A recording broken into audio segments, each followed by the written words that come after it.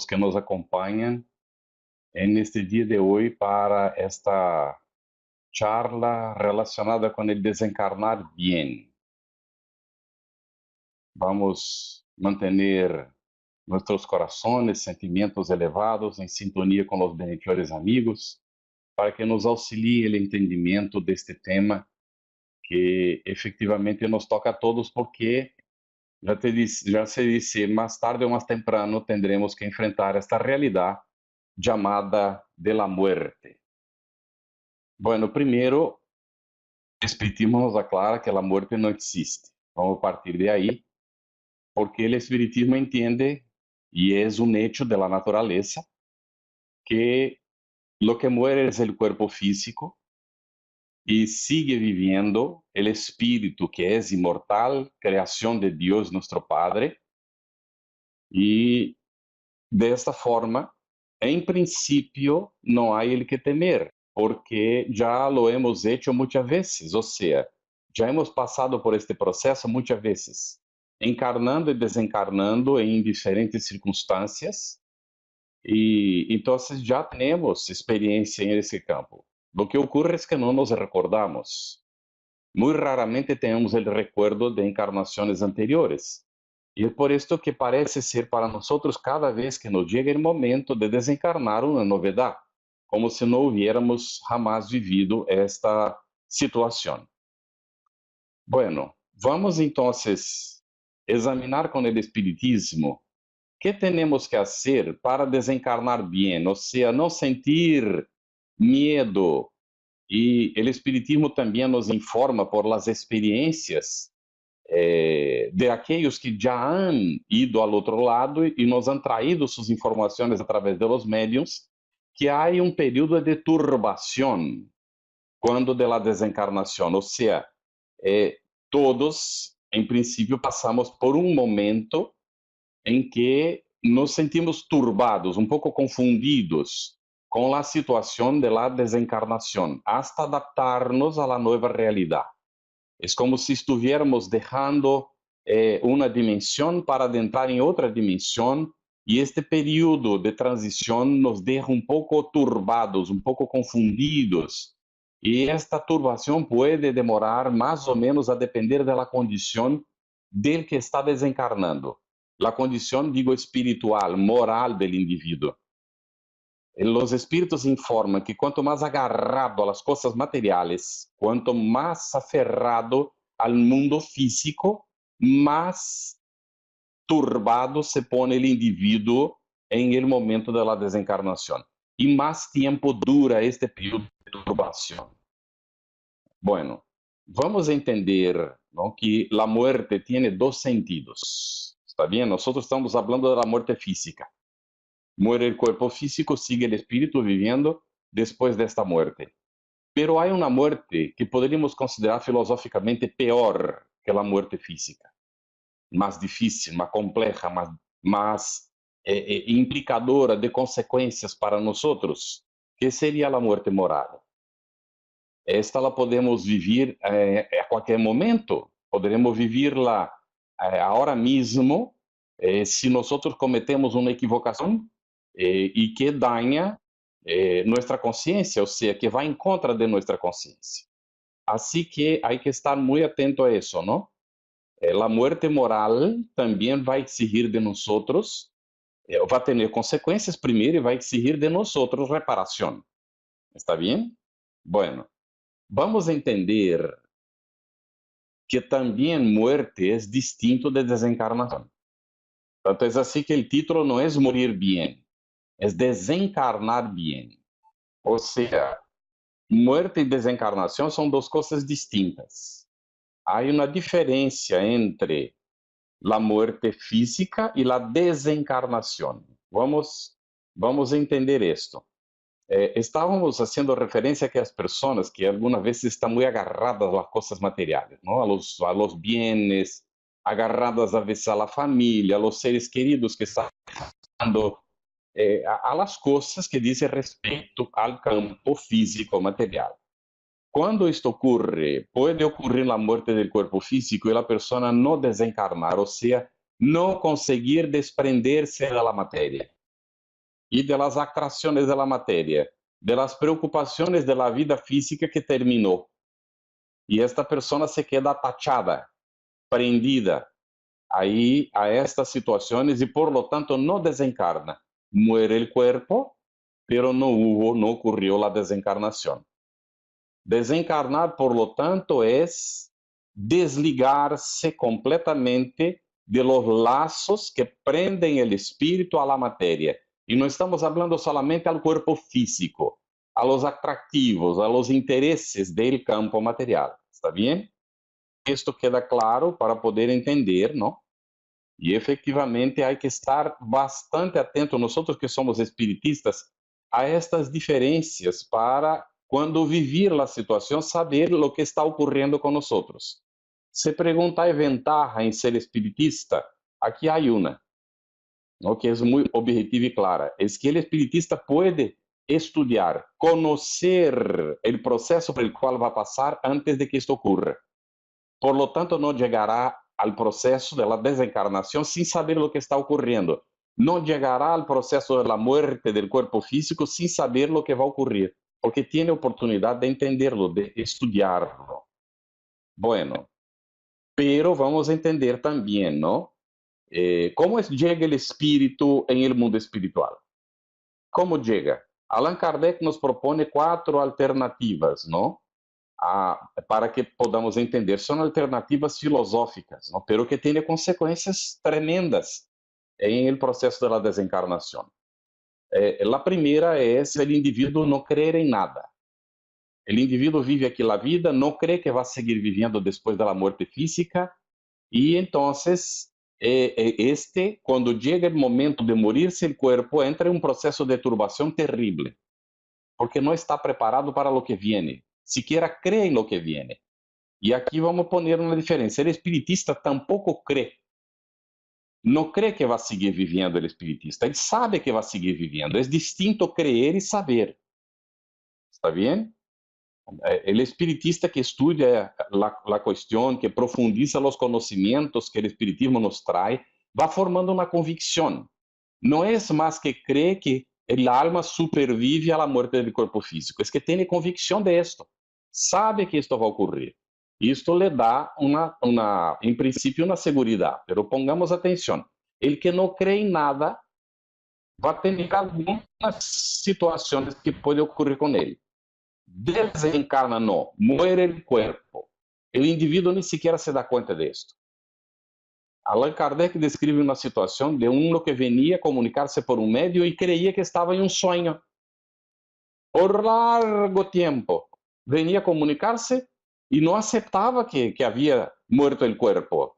Él pensaba que seguía viviendo, pero que estaba en un sueño. Que incluso la comunicación que estaba dando era un sueño. Y así quedó por un buen tiempo, ¿no? Hasta conseguir despertar, darse cuenta de la realidad. Más tarde o más temprano termina por convencerse de esta realidad, ¿está bien? Pero a veces toma tiempo, toma bastante tiempo. Pero puede ocurrir también, yo conocí una persona, ¿no?, que tenía esta característica del individuo desencarnar y entrar en un proceso de sueño. Vea, es el que no cree en nada, porque hay otro tipo de sueño que vamos a explicar dentro de un rato, ¿no? Él no cree en nada. Él cree que después que se termina, el cuerpo se termina todo.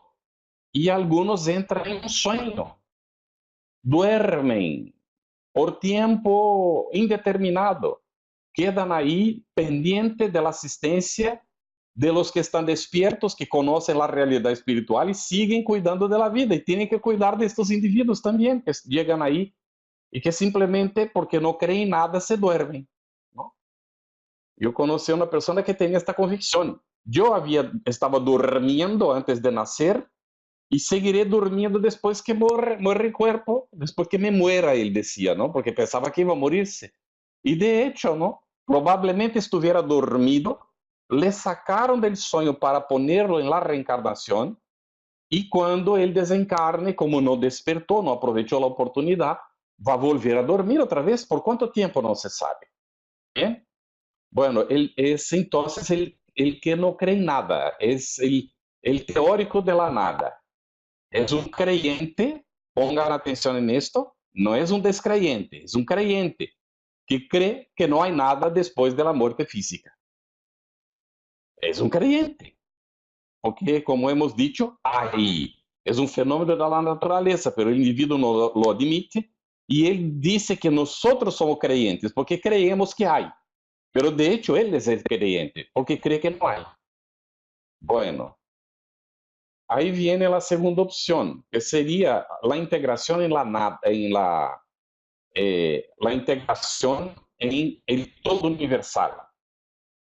Bueno, es como si fuéramos goticas de agua y que volvemos al océano cuando muere el cuerpo físico. Es una alternativa muy parecida con la anterior, dice Allan Kardec, porque el individuo pierde la individualidad, o sea, no es más individuo, es como si no existiera, porque se integra en un gran todo. Esta teoría casi ya desapareció, es muy poquitas son las personas que creen esto, ¿no? Pero es una alternativa. Viene la tercera alternativa, es que muere el cuerpo, el alma sigue viviendo, pero con una destinación ya cierta. El individuo irá para el cielo si fue bueno o para el infierno si fue malo y podrá ir para, después surgió el purgatorio, bueno, si no fue tan bueno ni tan malo, no cometió pecados muy profundos, ¿no? Capitales, entonces este individuo poderá ir para el purgatorio. Y del purgatorio puede salir mediante oraciones, rezos que haga por él, que la familia pague o que él mismo dejó pagada antes de morirse y así sucesivamente, ¿no? Una vertiente de esta, ahora entra otra vez la cuestión de dormir, que es la protestante, porque Lutero luchó en contra de la cuestión de la venda de las indulgencias, no aceptaba esta idea de que la gente pudiera comprar un pedazo del cielo, y tiene razón en esto, pero creó de su cabeza una otra teoría que sería la de que el individuo al morir se duerme hasta el día del juicio final. Si fue bueno, el día final va para el cielo, si fue malo, va para el infierno y no hay purgatorio en esta situación. ¿Está bien? Ahí son, dentro de la tercera alternativa, estas dos alternativas. La católica, murió, va a aparecer en el infierno o para el purgatorio, y los niños que no han tenido tiempo de ser bautizados van para el limbo. Bueno, y protestante, que dice que el individuo se duerme hasta el día del juicio final y ahí es despertado y va a aparecer para el infierno en cuerpo, porque es la resurrección de la carne que el protestantismo importó del catolicismo. Muy bien, esta resurrección de la carne es una invención también ahí a lo largo del tiempo. A lo largo del tiempo no tiene nada que ver con el Evangelio de Jesús, pero vamos allá. Pablo mismo dijo, siembranse cuerpos materiales y se cosecha cuerpos espirituales. Pero hemos ignorado este aspecto de los cuerpos espirituales por largo tiempo, ¿no? Pero está ya escrito. Pero vamos allá. Entonces tenemos la cuarta alternativa. Hemos presentado tres: la nada, el panteísmo, la integración en el todo universal, y la otra, la destinación definitiva después de la muerte del cuerpo. Y viene ahora la cuarta alternativa, que es la espiritista. El individuo sigue viviendo, el espíritu no muere, lo que muere es el cuerpo, pero el destino no está definitivamente trazado.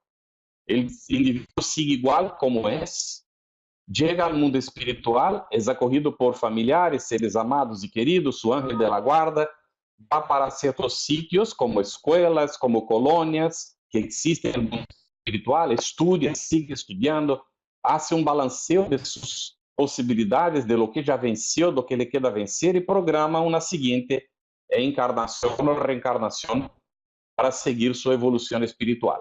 Esta es la cuarta alternativa. Yo os pregunto cuál es la más racional de ellas. ¿No? Para nosotros espiritistas, lógico que es la última, la cuarta, pero para los que no son espiritistas, la suya es la más racional, pero tenemos que respetar, ¿verdad? Bueno, estamos hablando que el espiritista tiene oportunidad de morir el cuerpo y llegar a una situación mejor en el mundo espiritual por el conocimiento que tiene. pero la religión es un privilegio para poner a la persona en una situación mejor en relación a su desencarnación, a su llegada al mundo espiritual. Depende mucho, porque hay personas que tienen la creencia protestante, budista, maometana, católica, sea la cual fuera, ¿no? Y vive una vida muy buena aquí en el útil a la semejante. Es un ciudadano del mundo que se interesa por el bien del prójimo, que cuando tiene oportunidad hace el bien. Esta persona cuando llega al mundo espiritual, ella llega bien, no es recibida en el mundo espiritual. A veces como un niño que no tiene información, como normalmente, perdonen la franqueza, pero voy a repetir a André Luis, que dice que muchas veces las personas que no se han informado espiritual llegan como niños ahí, porque não sabem nada, pero são recebidos, porque foram pessoas que han sido buenas dentro de suas condições, ¿no? E não há por que sofrer padas, porque a crença era distinta de las de los demás, ir para o inferno, qualquer coisa assim, não, nada disso. Vão ser recebidas e aí vão adaptar-se e despacito dar-se conta de la que efectivamente existe em la realidade espiritual, ¿está bien? La religião não é privilégio, pero el espiritismo, que no se presenta propiamente como religión, sino como la religión natural por Jesús, en el diálogo que hizo él con la mujer samaritana, es una religión de la propia naturaleza, no necesita de sacerdocio, jerarquías sacerdotales, paramentos, no necesita de rituales, no necesita de templos para poder el individuo tener religión, porque el espiritismo es aquella propuesta de una vivencia con religiosidad, o sea, respeto hacia el prójimo, hacia Dios, sus leyes, respeto al semejante, a la naturaleza, a todo lo que existe que es creación divina, incluso los seres inferiores de la naturaleza, que llamamos inferiores, que son nuestros hermanos también, que son los animales, que son las plantas, y así sucesivamente, todo lo que hay que Dios creó. Respeto por todo, ¿no? Y integrarse dentro de esta naturaleza como un individuo útil, y no el que explota simplemente sin pensar en el futuro, sin pensar en las consecuencias, ¿no? El espiritista es invitado entonces a esta vida con responsabilidad, pero esto le trae una responsabilidad efectiva. Vamos a ver, sabiendo todo esto, si el individuo no hace conforme sabe, la responsabilidad que tiene es más grande. O sea, porque ya sabe cómo utilizar su libre albedrío, su libertad de actuar, sabe que necesita ser bueno, pero no camina en este sentido, entonces es responsable porque no está haciendo lo que debía.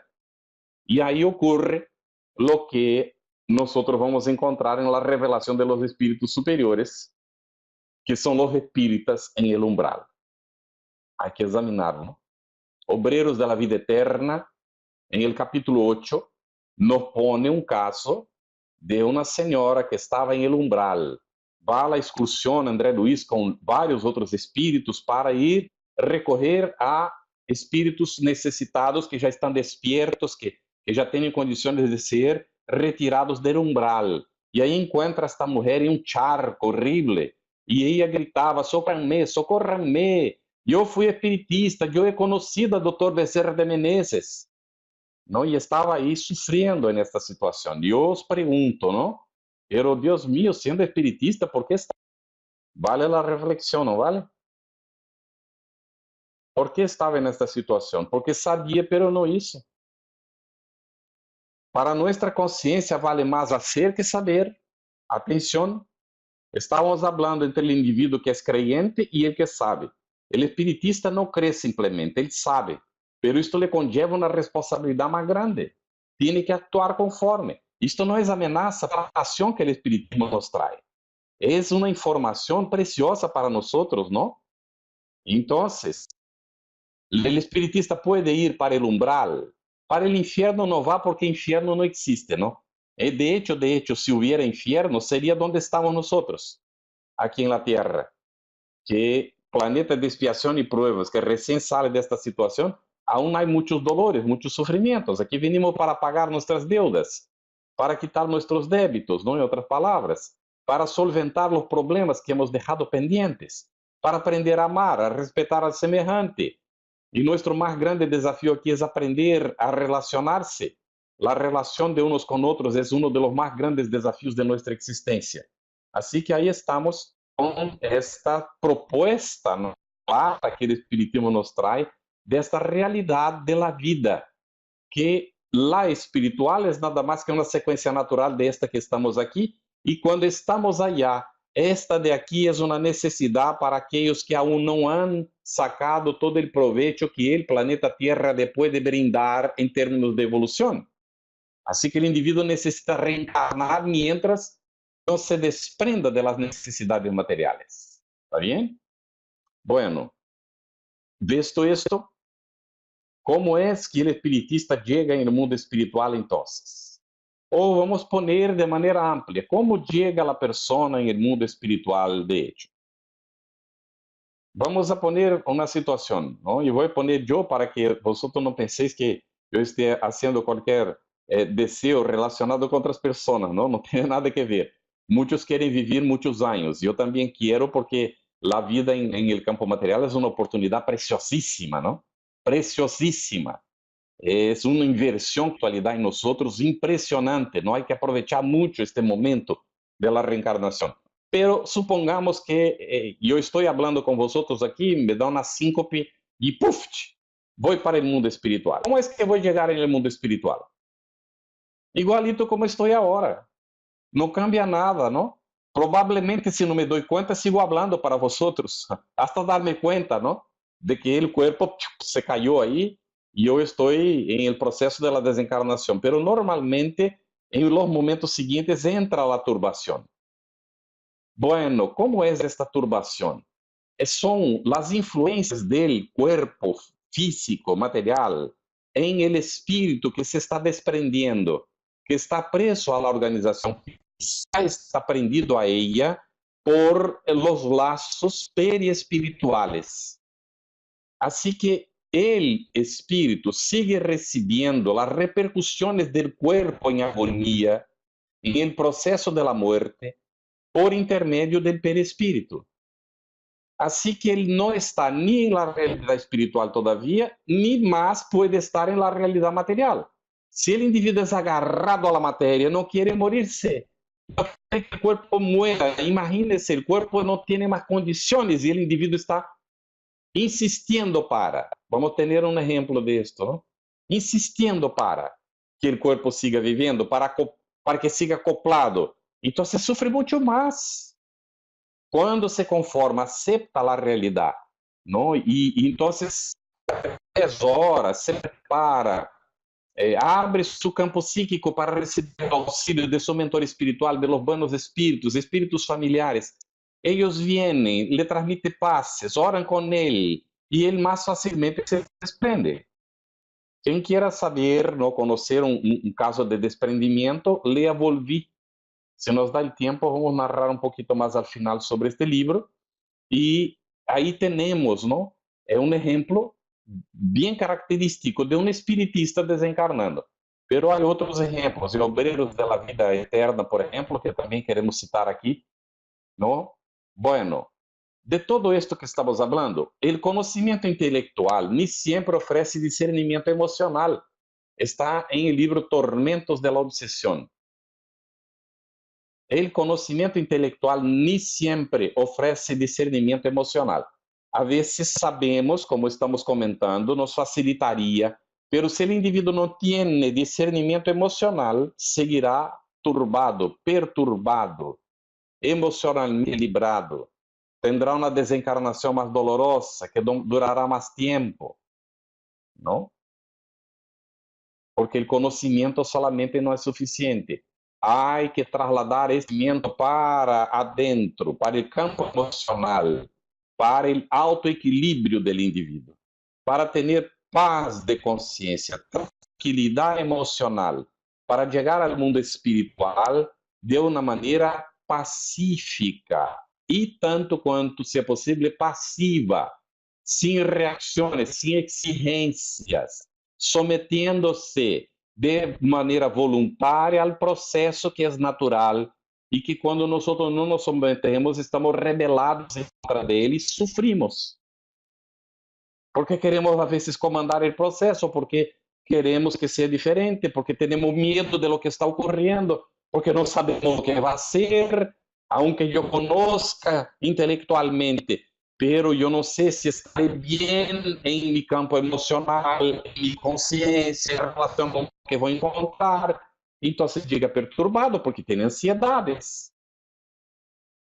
¿Está bien? Bueno, hay de esta manera una distancia muy significativa entre conocer y vivenciar, enseñar, que es enseñar a los demás, ¿verdad? Y sentir, ¿está bien? Comprender y amar. Uno puede comprender, pero no ama, ¿no? En profundidad, como podría amar. Bueno, ayudando así siempre y sin cesar a los demás y a sí mismo. También en Tormentos de la Obsesión. Son libros preciosos de Manuel Filomeno de Miranda, también los de André Luiz, ¿no? Vale la pena conocer, ¿verdad? Bueno, vale la pena preguntar en este momento, ¿por qué estamos en la Tierra? ¿Por qué reencarnamos nosotros? Primero, la reencarnación no es novedad, no fue creación del espiritismo. Los druidas que vivían en la Galia, que eran un territorio entre Francia e Inglaterra, por ahí, ¿verdad? Tal vez un pedacito de España, ¿no? También era la Galia. La Galia de entonces, los gauleses, aceptaban la idea de la reencarnación y hablaban ya, los sacerdotes enseñaban al pueblo, era el único pueblo filosófico que existió en los tiempos antiguos en la tierra, porque la filosofía era enseñada por los druidas, por los sacerdotes al pueblo. También no eran santos, tenían sus dificultades, pero naturalmente tenían la oportunidad de conocer. Y ellos aprendían la necesidad de salir del círculo o ciclo de las reencarnaciones, de salir del círculo de las reencarnaciones. Porque mientras atrapado en el círculo de las reencarnaciones, significa que es un espíritu que no ha evolucionado todavía lo suficiente para salir de la necesidad del campo material. Es, por lo tanto, en un grado más profundo o más o menos profundo, esclavo de la materia. ¿Está bien? Bueno, entonces estamos en la Tierra, estamos reencarnando en un análisis muy simple, porque aún no hemos evolucionado. Ay, qué cosa, ¿eh? Y algunos se creen privilegiados. Atención, por favor. Quien reencarna en la Tierra todavía, que ahora recién entra en el periodo de la regeneración, somos espíritus que no hemos concretado nuestra evolución espiritual. Si no, no estaríamos naciendo aquí. Já estaríamos nascendo em planetas superiores. Pero já é um privilégio acompanhar a evolução do planeta, é? Si nosotros como individuos, como familia, como sociedad, entramos la regeneración junto con el planeta, esto ya es un privilegio, porque muchos no podrán, no tendrán condiciones, tendrán que salir, ser trasladados de aquí, de la Tierra, para planetas inferiores a la Tierra. En una condición muchas veces del tiempo de la piedra largada, ni siquiera pulida. ¿Está bien? Que nosotros passamos hace uns 12.000 anos, mais ou menos, allá para trás, verdade? Ou mais um pouquinho, por aí. Assim que há que estar atentos a esta realidade. Nós outros que somos espiritistas, estou em minha reencarnação, estou vivendo a realidade da regeneração, ou aún estou prendido a estação de pruebas. Ou seja, hasta quanto estou generando débitos com meu egoísmo, com meu orgulho, com mi apego a las cosas inferiores de la materia, com mis deseos de preponderancia, de mandar en los demás, de ser rico, de querer gozar todo lo que la vida no puede dar, de los hombres aprovecharse de las mujeres y las mujeres aprovecharse de los hombres, porque hoy es posible eso todo, y así sucesivamente, ¿no? Para saber se nós já temos condições de ir saindo deste ciclo, este círculo de las reencarnações, ¿está bem? Bueno, há um caso muito interessante em el libro Tormentos de la Obsesión. Eu estou aqui com o librito em português, a tapa Manuel Filomeno de Miranda, e esse é o caso do insucesso de Ambrósio. É muito interessante. Ambrósio reencarna com uma tarefa. Ele viene de uma colônia espiritual, foi muito bem preparado para a reencarnação e han invertido em ele espíritos que deseavam que ele fuera exitoso em sua reencarnação. Então, obtuvo o apoio de vários espíritos, não, para reencarnar. Pero quando reencarna, se deixou levar por el egoísmo e por el orgulho. E, bueno, um problema seríssimo, que ele teve contato com o espiritismo, não? Pero ele tinha um socorro especial, se hizo merecedor em el passado desse socorro especial para programar su reencarnação. Pero não há privilégios em las leyes divinas, não há nenhum privilégio. Ele havia conquistado porque havia hecho coisas buenas, porque se havia dedicado, pero ele aqui casi 70 anos sumergiu em el cuerpo físico bajo la carinhosa assistência de los benhechores espirituales que le inspiraram e se prontificaram a auxiliar-le, não? E ele tendria uma tarefa na divulgação do espiritismo, devendo entregar-se ao ministério desta divulgação com abnegação e humildade. Mira, nasceu com um compromisso espiritual. Isto lhe auxiliaria a recuperar de graves delitos cometidos no campo do sacerdócio católico em el passado, não? E ele vendria com uma mediunidade iluminada por la codificação. Mira como é importante estudar o espiritismo. Isto seria para ele sua estrada de Damasco, para sua recuperação, seu encontro com o Cristo. Renasceu em um lugar com muito amor, com um envolvimento e uma oportunidade magnífica de estudar, não, o espiritismo e poder preparar-se, não?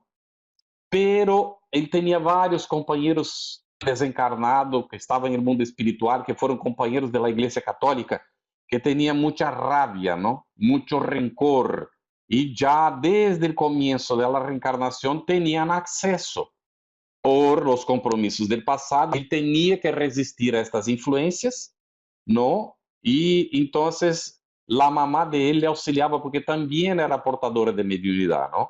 Não lhe faltou o auxílio, não faltou, não?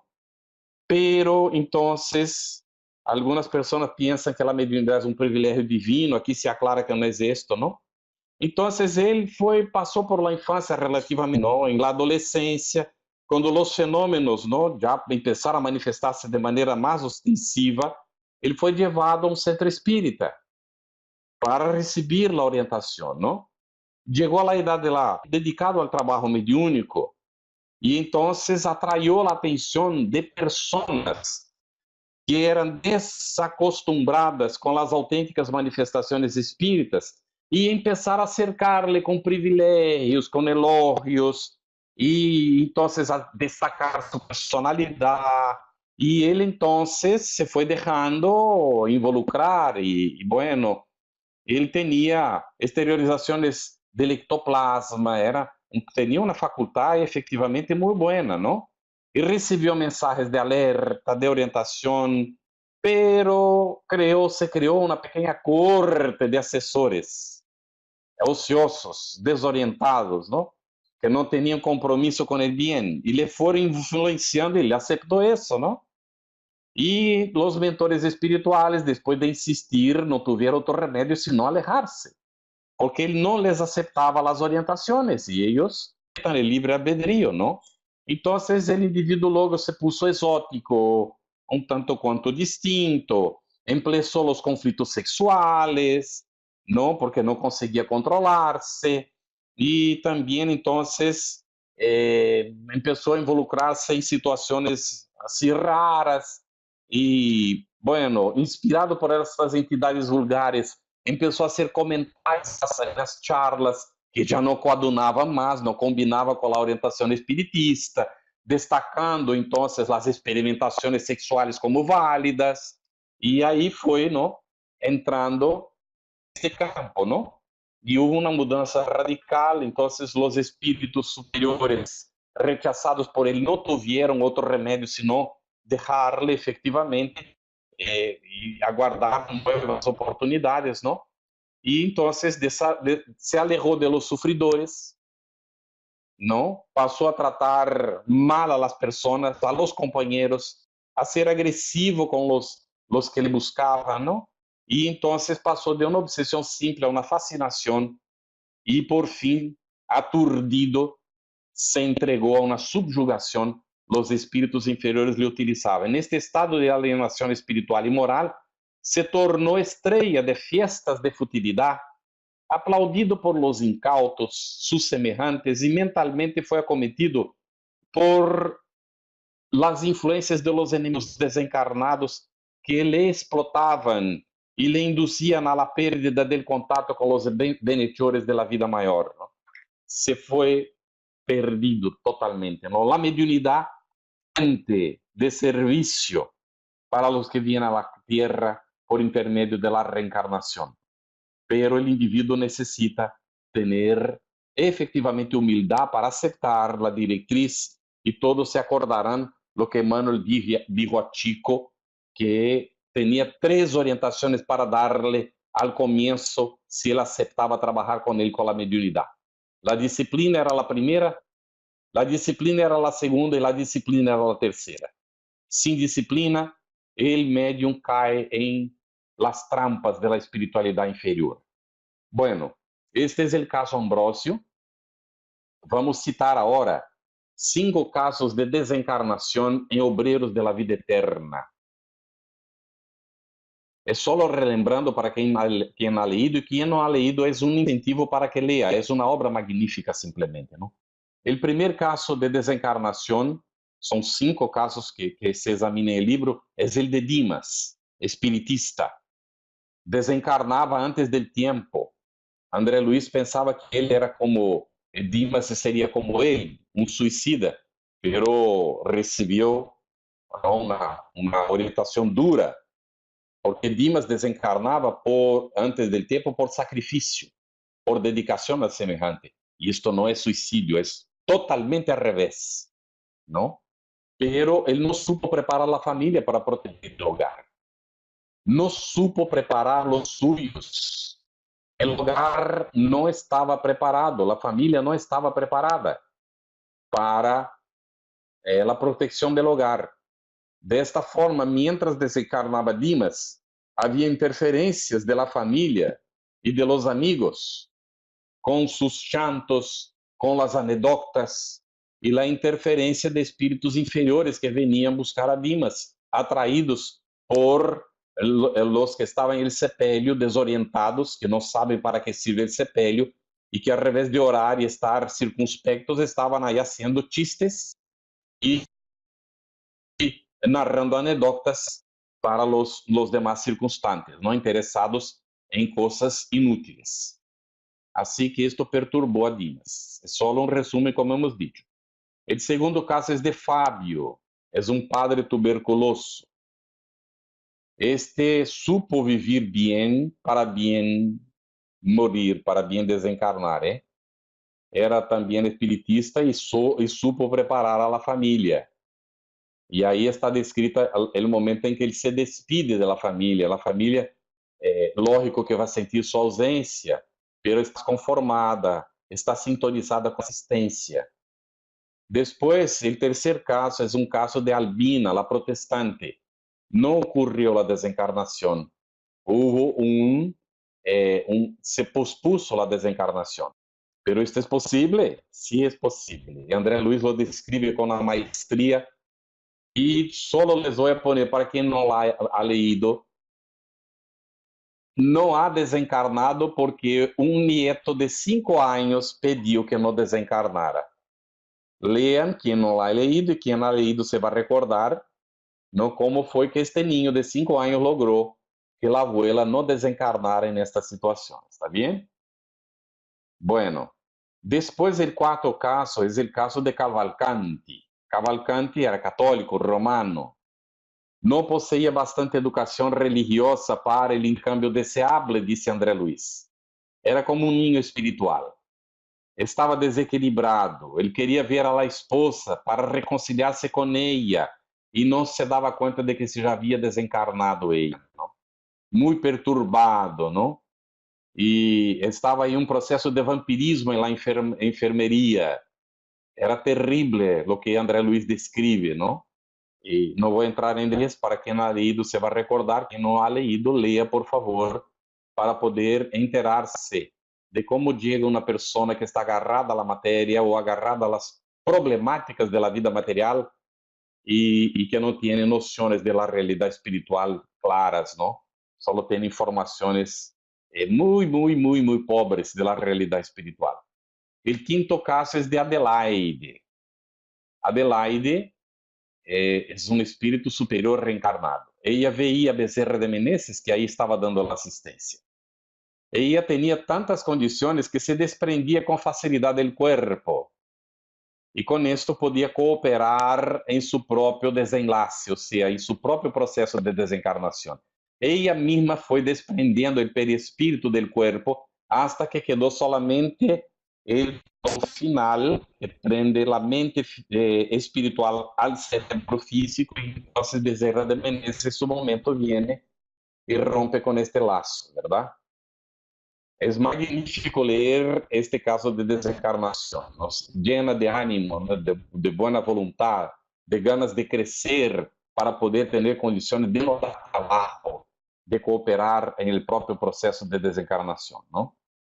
E aí vamos agora, depois de ver estes 5 casos, mas o caso Ambrósio de Tormentos de la Obsessão, citamos estes 2 livros, recomendamos a leitura, Tormentos de la Obsessão e Obreiros de la Vida Eterna.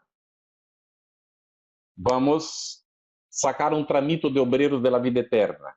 Los que se consagran a la preparación del futuro con la vida eterna, por intermédio de manifestações de espiritualidade superior, mientras, agrego eu, estão encarnados, instintivamente aprendem todos os dias a morir pela existência inferior. ¿Está bem? Morir para a existência inferior para renascer para a esfera superior. ¿Está bem? Havíamos comentado al comienzo que hay 2 tipos de muerte. Aquí está el tercero.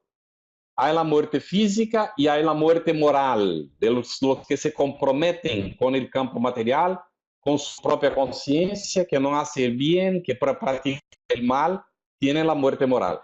E aqui está um outro tipo de morte, morir-se para a existência inferior, para renascer para a realidade maior, para a vida superior. ¿Está bem?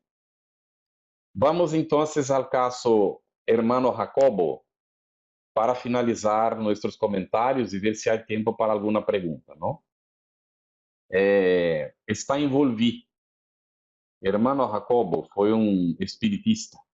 Ele nasceu tcheco e migrou para a América do Norte primeiro, passou por Estados Unidos e bajou para a América do Sul e entrou em Brasil, segundo consta, por el norte de Brasil, creio que foi por Belém do Pará, levando um invento de Thomas Alva Edison, de quem se hizo amigo, e ele parava em las praças públicas e ponia o aparato, que era um cilindro onde podia gravar a voz das pessoas. E as pessoas lhe pagavam, davam um dinerito para escuchar aí sua voz gravada. Depois ele utilizava, e o outro escutava e lhe dava um dinerito, e assim foi. Quando chegou ao sul de Brasil, tinha já um dineral, e que lhe pudo dar condições de abrir uma empresa para vender as invenções de Thomas Alva Edison, muito particularmente o megáfono, que era um aparato que tinha uma manivela assim, que se rotava, e depois se soltava e havia um disco de carnaúba, depois, não? Evolucionou para isso, de 80 rotações, e que tocava música.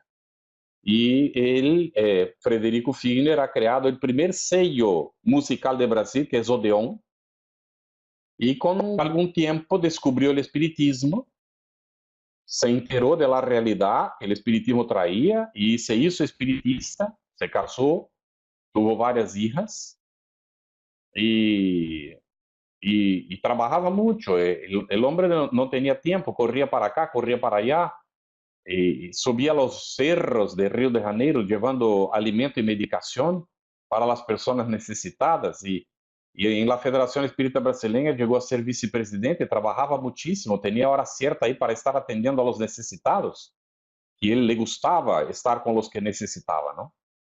Y entonces pasó el tiempo y él vino a desencarnar, fue recibido por Bezerra de Menezes, que le auxilió también en el proceso de desencarnación, y su hija, que le recibió en el mundo espiritual, ¿no? Y él, eh, cuando se estaba preparando para ir al mundo espiritual, tuvo que esperar otros que estaban desencarnando también al mismo tiempo para formar una comitiva, un grupo de espíritus que serían llevados por Bezerra y los familiares para los respectivos sitios en donde se darían después de la desencarnación.